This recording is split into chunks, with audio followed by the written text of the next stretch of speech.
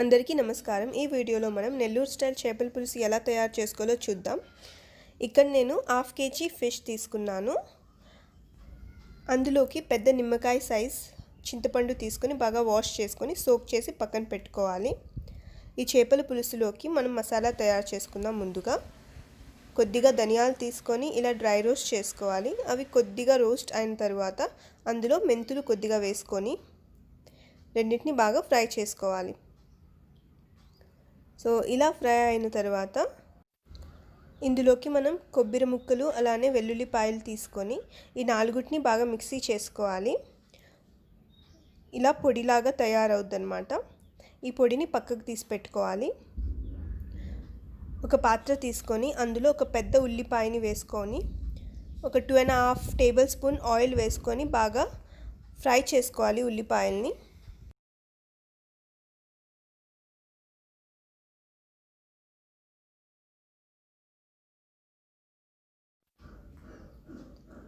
ఇలా బాగా ఫ్రై అయిన తర్వాత అందులో ఆవాలు వేసుకున్నాను। అలానే కొద్దిగా కరివేపాకు కూడా వేసుకొని లైట్గా ఫ్రై చేసుకోవాలి।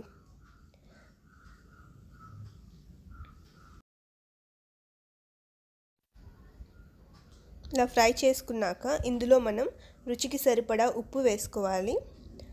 అలానే కారం కూడా వేసుకోవాలి। చేపల పులుసులోకి కారం కొద్దిగా ఎక్కువ వేసుకుంటే టేస్టీగా ఉంటుంది।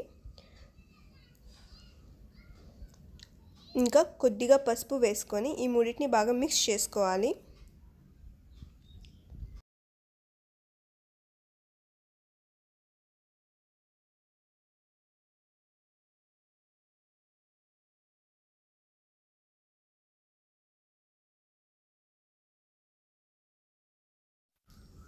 ఇలా బాగా మిక్స్ చేసుకున్న తర్వాత ఇందులో మనం అల్లం వెల్లుల్లి పేస్ట్ని వేసుకుంటున్నాము।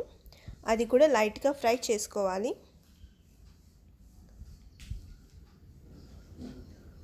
మనం ఈ చేపల పులుసులో టొమాటోస్ వాడము।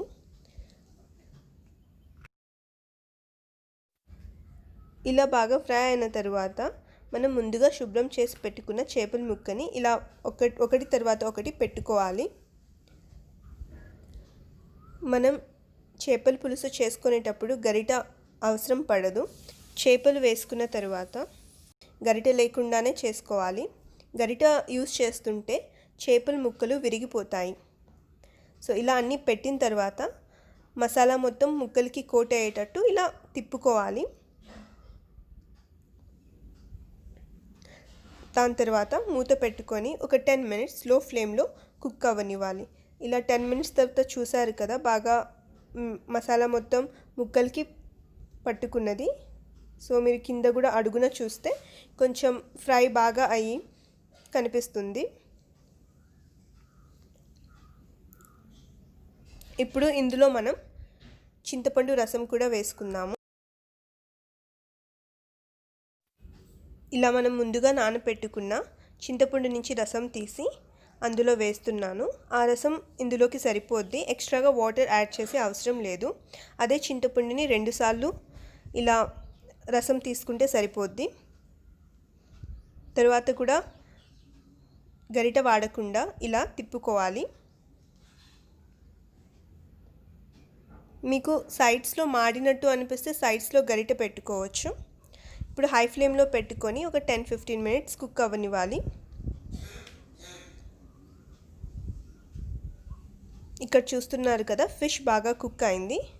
ఇప్పుడు ఇందులో మనం ముందుగా సిద్ధం చేసి పెట్టుకున్న మసాలాని యాడ్ చేద్దాం। అలాగే కొత్తిమీరని కూడా యాడ్ చేసి మిక్స్ చేసుకుందాము। ఎంతో రుచిగా ఉండే చేపల పులుసు రెడీ అయిపోయింది। ఈ చేపల పులుసు అన్నంలోకి చాలా టేస్టీగా ఉంటుంది।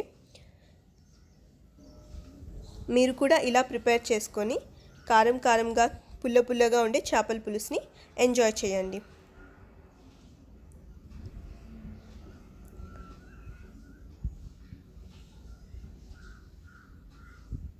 మీరు చూస్తున్నారు కదా కింద స్టిక్ అయి కూడా ఏమీ లేదు।